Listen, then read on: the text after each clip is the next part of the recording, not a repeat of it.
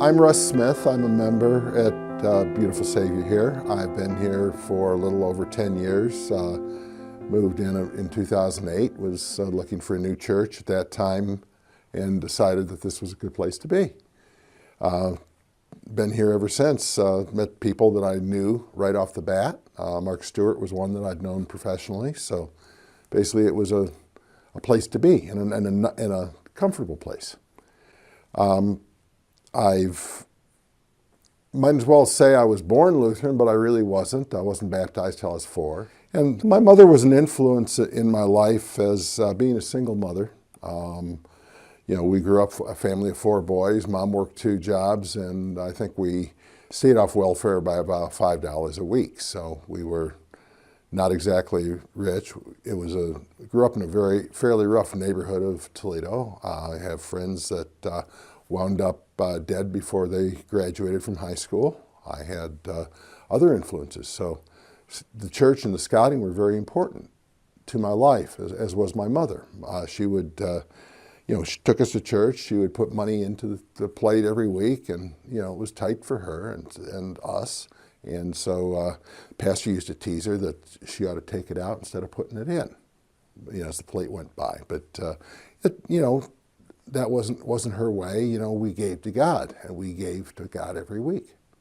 And it's just part of the habit that I grew up with.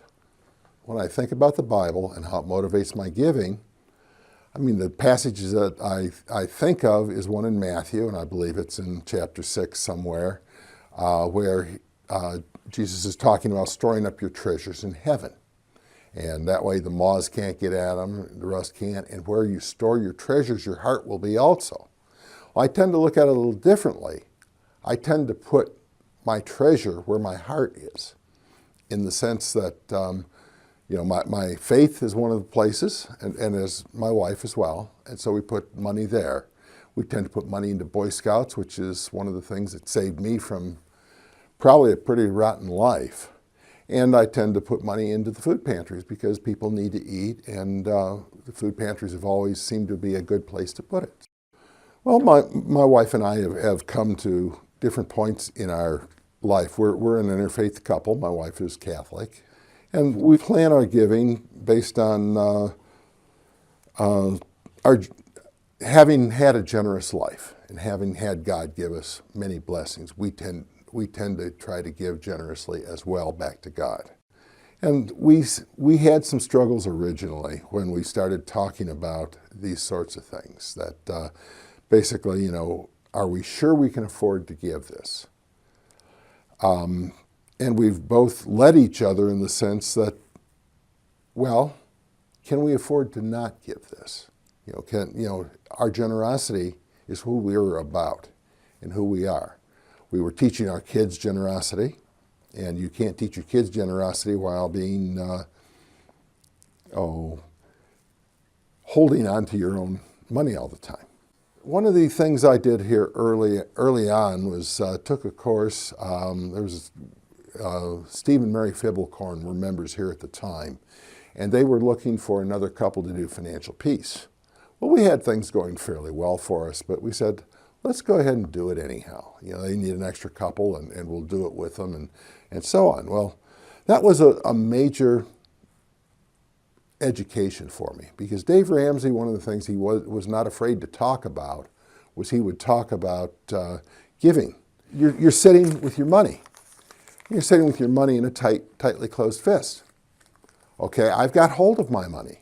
Now, what happens on the money that God's going to give us? It's going to fall right out of the fist. So it was, hold your hand open, collect your money. God will take care of you. And yeah, you might lose some out of it, but you will have control of your own gifts. And basically the gifts from God will be coming to you rather than passing you by because you have a closed fist. It was a very strong image for me. And so I recommend that course for a lot of people for a lot of reasons.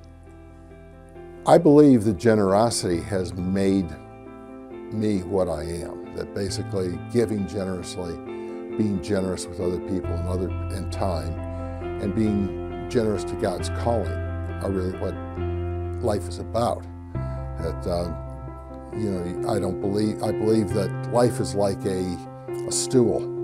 You've got to balance your life in terms of your generosity, in terms of your spirituality, and in terms of your outreach to others. And so basically I try to balance all three of those things in sort of a balanced mode.